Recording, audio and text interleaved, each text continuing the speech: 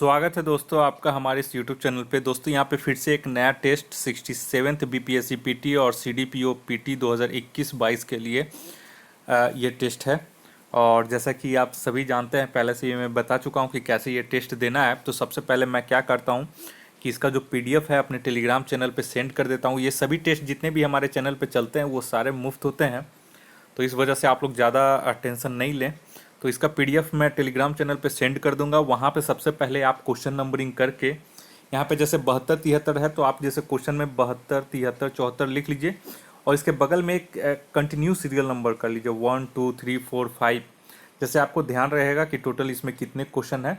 ये चलिए, जो भी इंपॉर्टेंट क्वेश्चन होता है तो मैं 20 से यहाँ पे क्वेश्चन ले आता हूँ।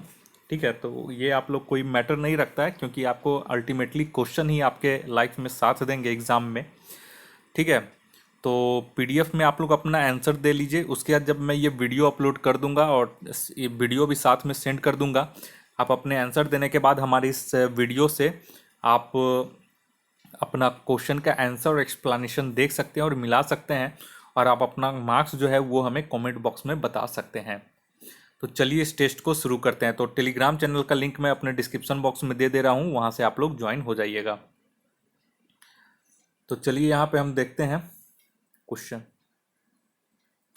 तो चलिए 72 में आइए, राज्य लोक सेवा आयोग के अध्यक्ष का कार्यकाल कितना होता है?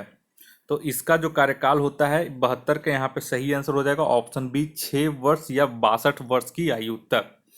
देखिए, संघ लोक सेवा आयोग और राज्य लोक सेवा आयोग का जो वर्णन है संविधान में, वो अनुच्छेद 315 से 323 तक में ही इन दोनों का वर्णन किया गया है। तो आयोग के, लोक सेवा आयोग में क्या होता है कि इनके जो अध्यक्ष और सदस्य होते हैं, इनका जो कार्यकाल होता है पद का, वो 6 वर्ष या 62 वर्ष होता है, जो भी पहले हो। और संघ लोक सेवा आयोग के जो अध्यक्ष और सदस्य होते हैं, उनका जो कार्यकाल होता है वो 6 वर्ष या 65 वर्ष, दोनों में से जो भी पहले हो। नेक्स्ट है ये 73 में। 73 बोल रहा है, निम्नलिखित कथनों में से कौन से कथन सत्य हैं? तो 73 का यहाँ पे हो जाएगा ऑप्शन बी, मानवाधिकार आयोग त्रिस्तरीय होता है। ये जो है ये सत्य हैं, बाकी सभी जो हैं इसमें गलत हैं। देखिए, राष्ट्रीय मानवाधिकार आयोग का गठन मानवाधिकार संरक्षण अधिनियम 1993 के तहत किया गया था, और यह एक सांविधिक स्वायत्त निकाय है, न कि संवैधानिक। ठीक है, तो आप लोग ध्यान रखिएगा। और अधिकार आयोग में एक अध्यक्ष और 4 सदस्य होते हैं, और आयोग के अध्यक्ष एवं सदस्यों की नियुक्ति राष्ट्रपति द्वारा प्रधानमंत्री के नेतृत्व में गठित 6 सदस्यीय समिति की सिफारिश पर की जाती है। नेक्स्ट है ये 74 में, राष्ट्रीय मानवाधिकार आयोग के सदस्यों का कार्यकाल होता है। तो 74 के यहाँ पे हो जाएगा ऑप्शन सी, 5 वर्ष या 70 वर्ष उम्र, जो भी इनमें से पहले हो।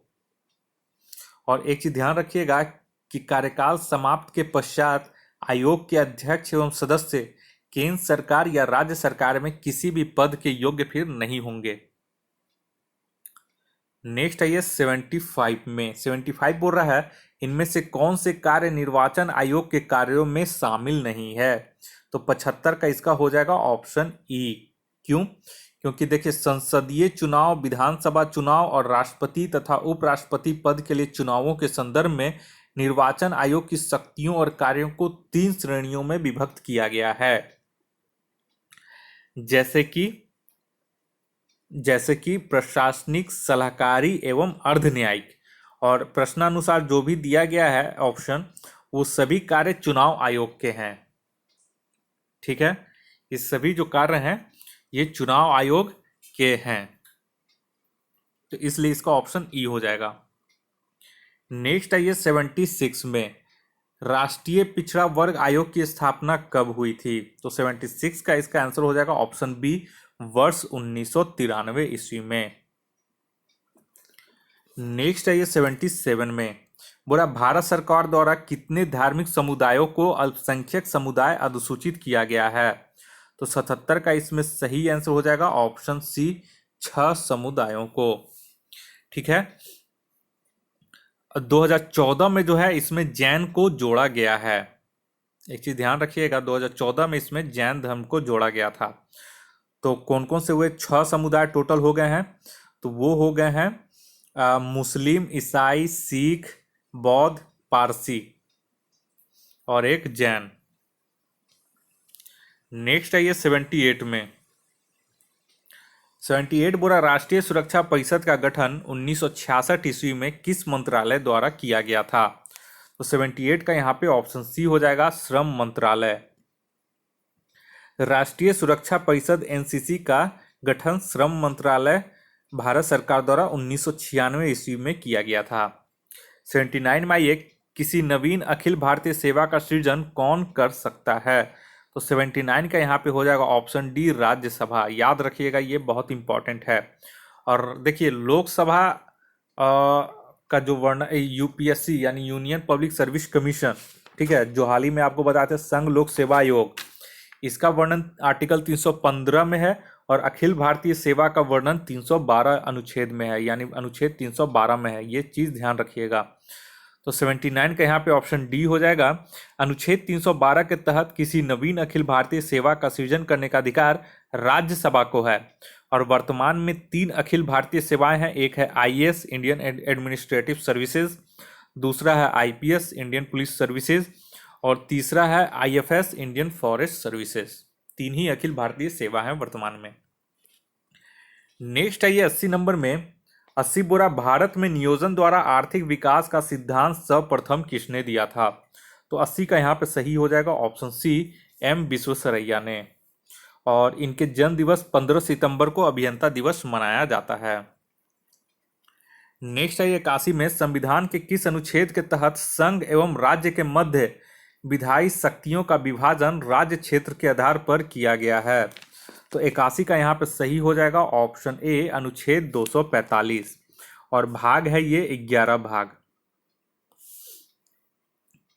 नेक्स्ट है 82 में, केंद्र और राज्य के मध्य प्रशासनिक संबंधों का वर्णन संविधान के किस भाग में निहित है? तो 82 का हो जाएगा अनुच्छेद भाग 11 में।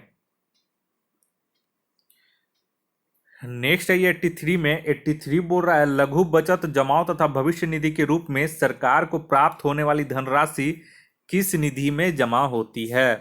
तो यहाँ पे 83 का जो सही आंसर हो जाएगा ऑप्शन बी, सार्वजनिक खाता में। नेक्स्ट है 84 में। 84 बोल रहा भारत में अभी तक कितनी बार वित्तीय आपात लागू किया जा चुका है? तो 84 का इसका आंसर हो जाएगा डी, एक बार भी नहीं। और यहाँ पे ध्यान दीजिएगा, वित्तीय आपातकाल किस का वर्णन किस में उपबंध किया गया है? तो अनुच्छेद 360 में इसका उपबंध किया गया है। नेक्स्ट है 85 में। 85 बोरा इनमें से कौन से तत्व संघीय प्रणाली के लक्षणों में सम्मिलित नहीं है? तो 85 का इसका हो जाएगा ऑप्शन सी, लिखित संविधान। एक मिनट, यहाँ पे आप लोग ध्यान दीजिएगा थोड़ा सा कि यहाँ पे ऑप्शन सी नहीं होगा, यहाँ पे ऑप्शन ई होगा। क्यों? क्योंकि ये जो सभी हैं ये सभी संघीय प्रणाली के लक्षणों में सम्मिलित हैं, ठीक है, इसलिए ये ऑप्शन ई हो जाएगा। नेक्स्ट है 86 में, जब संसदीय अध्यक्ष किसी सदस्य को बोलने से रोक देता है तथा किसी अन्य सदस्य को बोलने की अनुमति देता है तो संसदीय भाषा में इसे क्या कहा जाता है? तो 86 का यहाँ पे हो जाएगा ऑप्शन डी, बैठ जाना। और विनम्र एवं स्वीकार्य व्यवहार करने को मर्यादा कहा जाता है। नेक्स्ट है 87 में। बोला जो प्रस्ताव अपने आप में पूर्ण होता है उसे किस प्रकार का प्रस्ताव कहा जाता है? तो 87 का ये होता है ऑप्शन डी, मूल प्रस्ताव। और प्रस्ताव भी बहुत तरीके का होता है, राष्ट्रपति के अभिभाषण पर धन्यवाद प्रस्ताव, अविश्वास प्रस्ताव, विशेषाधिकार प्रस्ताव, ये सब आदि कुछ प्रस्ताव हैं। नेक्स्ट है 88 में। 88 बोरा इनमें से किसे भारतीय बजट का प्रणेता कहा जाता है? तो 88 का यहाँ पे हो जाएगा ऑप्शन सी, जेम्स विल्सन। इसको आप लोग याद रखिएगा कि भारत में सर्वप्रथम बजट 18 फरवरी 1860 को प्रस्तुत किया गया था और प्रथम बजट पेश का श्रेय लॉर्ड कैनिंग के कार्यकाल में कार्यरत वित्तीय सदस्य जेम्स विल्सन को जाता है और इसलिए जेम्स विल्सन को भारतीय बजट का प्रणेता माना जाता है। इसको आप लोग कॉपी में नोट कर लीजिएगा। नेक्स्ट है 89 में। इनमें से कौन से प्रधानमंत्री कभी वित्त मंत्री के पद पर कार्यरत नहीं थे? तो 89 का यहाँ पे हो जाएगा ऑप्शन डी, नरसिम्हा राव। बाकी सभी जो थे प्रधानमंत्री बनने से पहले भी वित्त मंत्री रह चुके हैं, यानी वित्त मंत्री और प्रधानमंत्री दोनों का इन्होंने कार्य किया है। 90 में आइए। 90 बोरा किस अनुच्छेद के तहत राष्ट्रपति को संसद के दोनों सदनों का सत्र बुलाने, सत्रावसान करने तथा लोकसभा को विघटित करने का अधिकार है? तो 90 का यहाँ पे जो सही आंसर हो जाएगा वो हो जाएगा ऑप्शन ए, अनुच्छेद 85 के तहत। तो इसको आप लोग ध्यान में रखिएगा। नेक्स्ट है ये 91 में। 91 नंबर बोला निम्नलिखित में से कौन सा कथन सत्य नहीं है? तो यहां पे देखिए सभी कथन जो है ऑप्शन ए 91 का जो सही सभी ये कथन सभी सही हैं, ठीक है, ये सभी इसमें सही हैं, ठीक है, तो इसलिए ऑप्शन यहां पे ई हो जाएगा। नेक्स्ट है ये 92 में। 92 बोला किस अनुच्छेद के तहत किसी विधेयक को पारित करने के लिए संयुक्त अधिवेशन का प्रावधान किया गया है? तो 92 का इसमें सही आंसर हो जाएगा ऑप्शन बी, अनुच्छेद 108 के तहत। यह भी बहुत इंपॉर्टेंट है। तो अनुच्छेद 108 के तहत किसी विधेयक को पारित करने के लिए संयुक्त अधिवेशन का प्रावधान किया गया है। नेक्स्ट है 93 में। बोला जम्मू कश्मीर पुनर्गठन अधिनियम 2019 का प्रावधान जम्मू कश्मीर पर कब से लागू किया गया? तो 93 का इसका हो जाएगा ऑप्शन डी, 31 अक्टूबर 2019 को। 9 अगस्त 2019 को भारत सरकार द्वारा प्रकाशित अधिसूचना के अनुसार जम्मू कश्मीर पुनर्गठन अधिनियम 2019 के प्रावधान 31 अक्टूबर 2019 से लागू होंगे।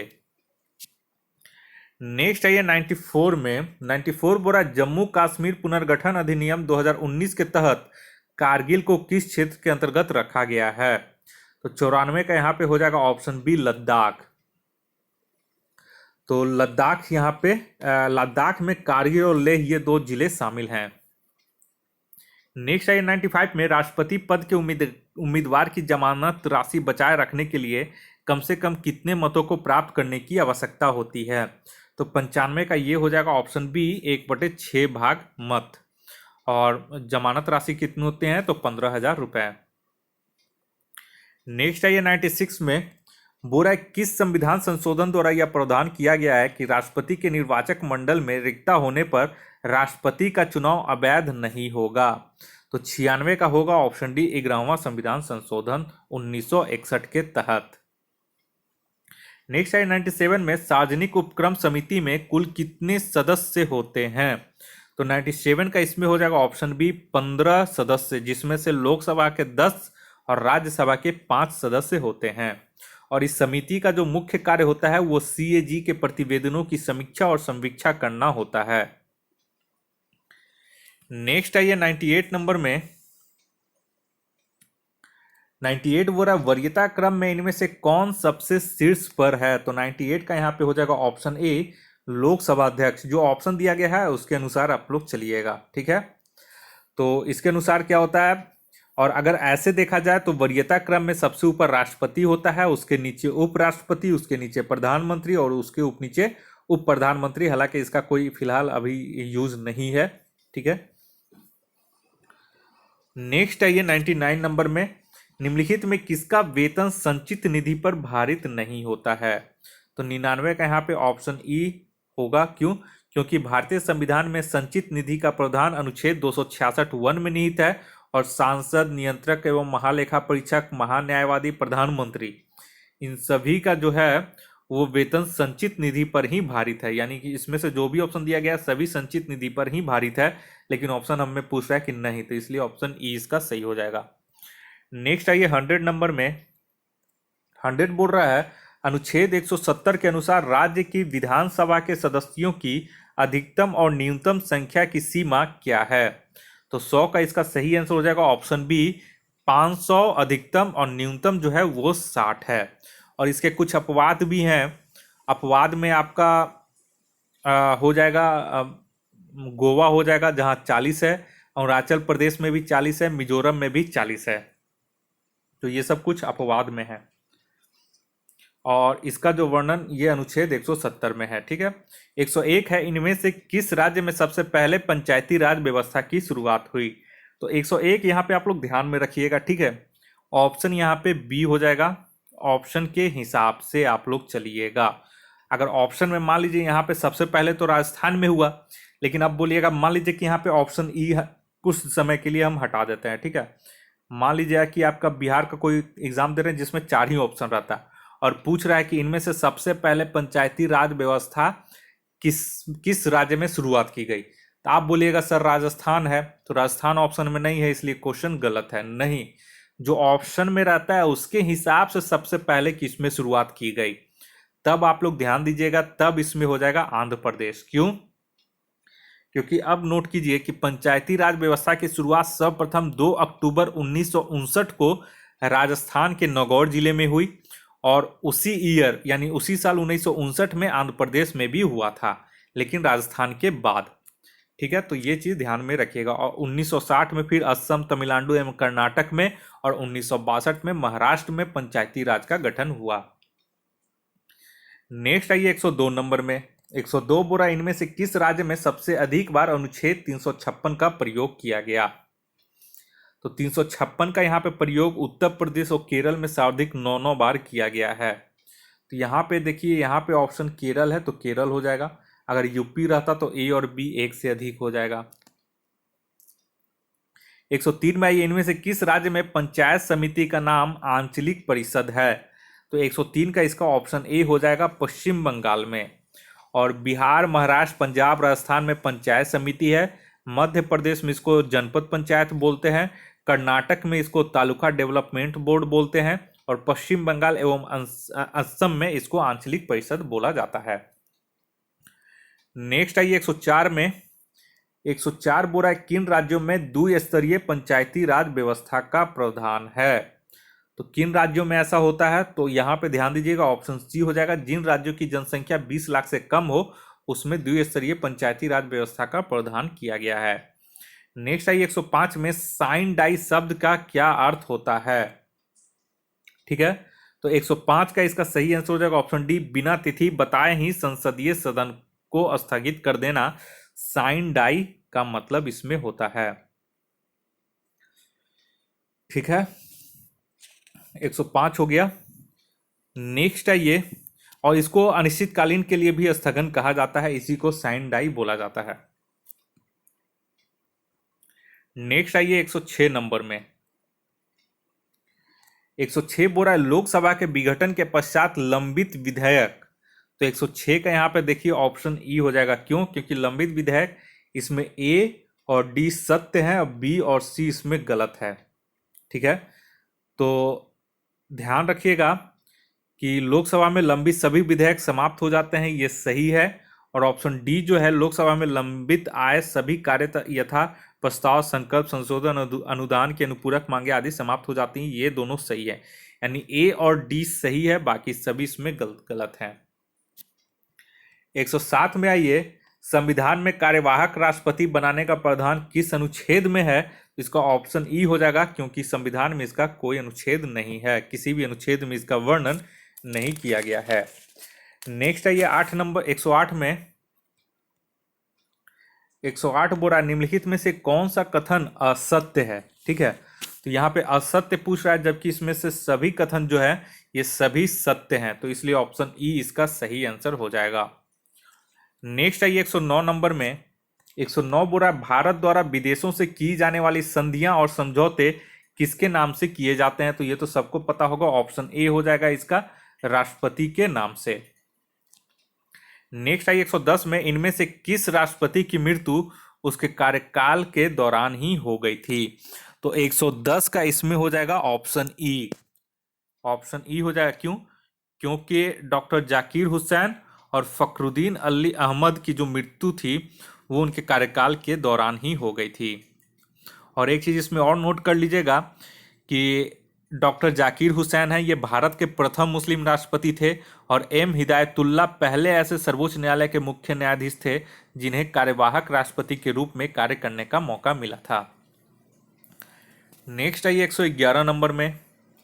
111 बोरा सर्वप्रथम जेबी वीटो का प्रयोग किस राष्ट्रपति ने किया? तो 111 का यहाँ पे ज्ञानी जैलसी हो जाएगा, तो कोई ऑप्शन में नहीं दिया गया इसलिए ऑप्शन ई हो जाएगा। तो सर्वप्रथम राष्ट्रपति ज्ञानी जैलसी ने तत्कालीन प्रधानमंत्री राजीव गांधी से मतभेद के कारण भारतीय डाक संशोधन विधेयक 1986 के संबंध में जेबी वीटो का प्रयोग किया था। नेक्स्ट आई 112 में, अभी तक कुल कितने व्यक्तियों ने राष्ट्रपति पद ग्रहण किया है। तो यहाँ पे कुछ तथ्य हैं जो आपको बता दें, ठीक है।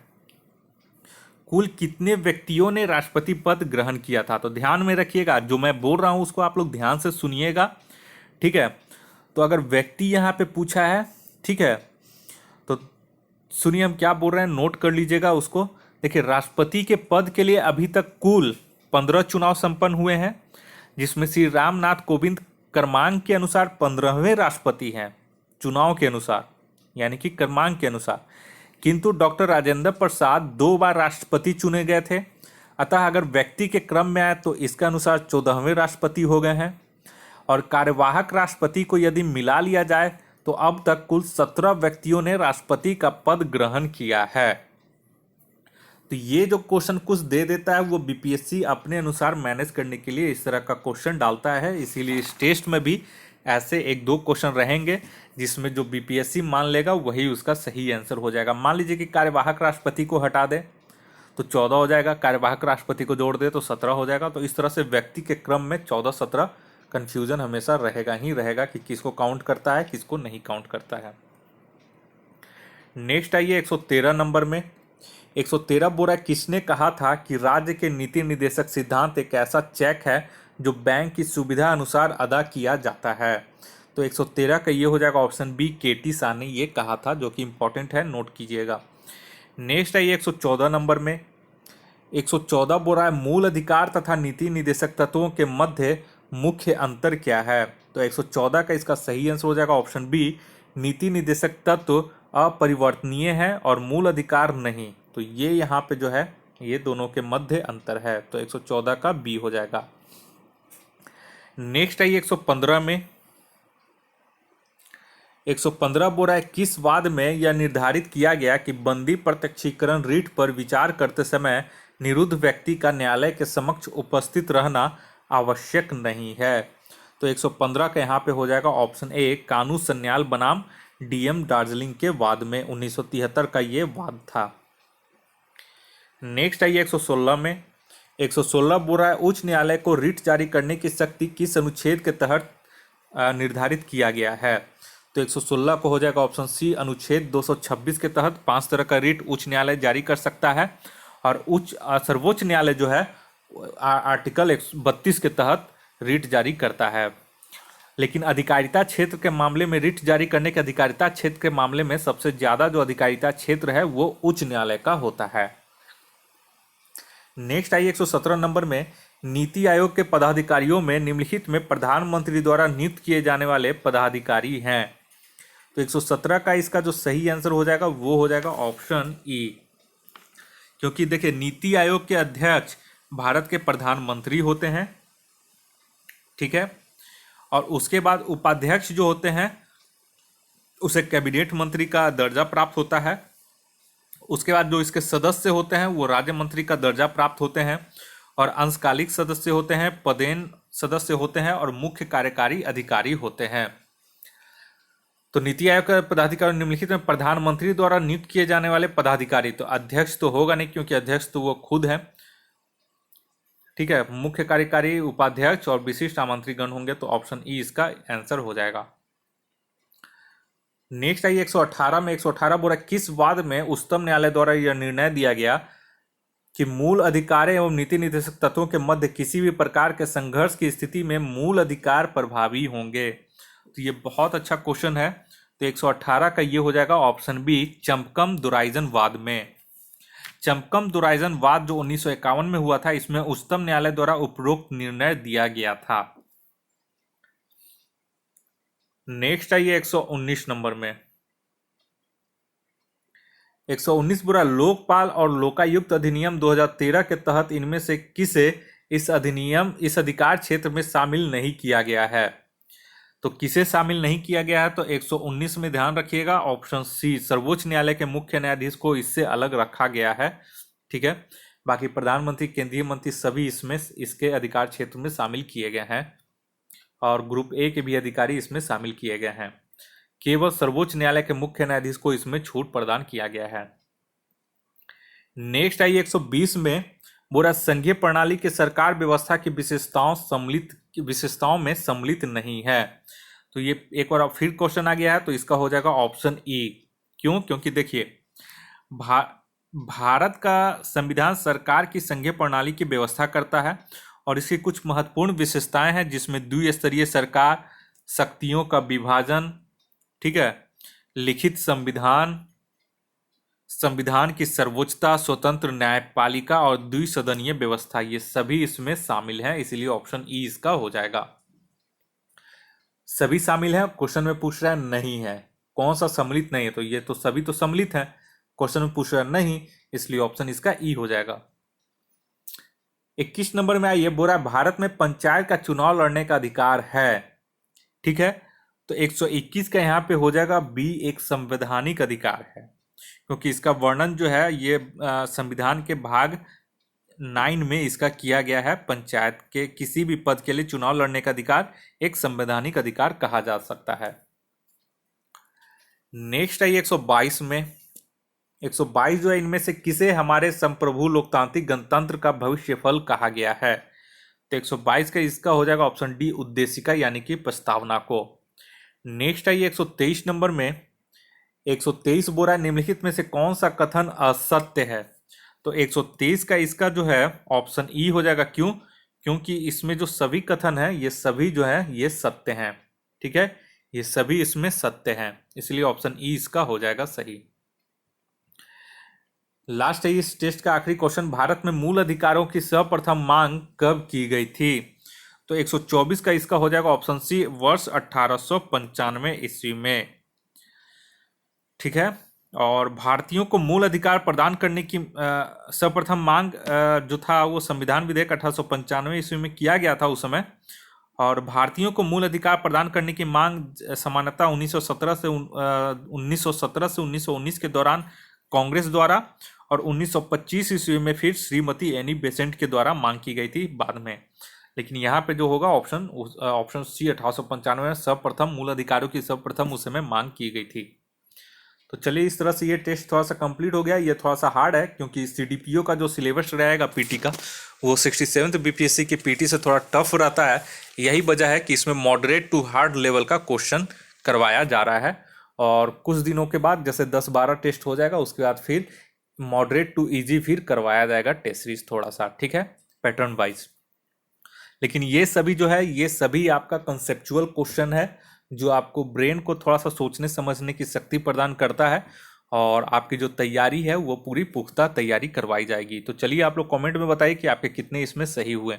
इस वीडियो को देखने के लिए आप लोग का बहुत बहुत शुक्रिया। अगर आप हमारे नए चैनल पर नए बार विजिट कर रहे हैं तो कृपया करके आप हमारे चैनल को ज्वाइन कर लीजिए और हमारा टेलीग्राम चैनल भी ज्वाइन करना ना भूलें। इस वीडियो को देखने के लिए आप लोग का बहुत बहुत शुक्रिया। आपका दिन मंगलमय हो। धन्यवाद।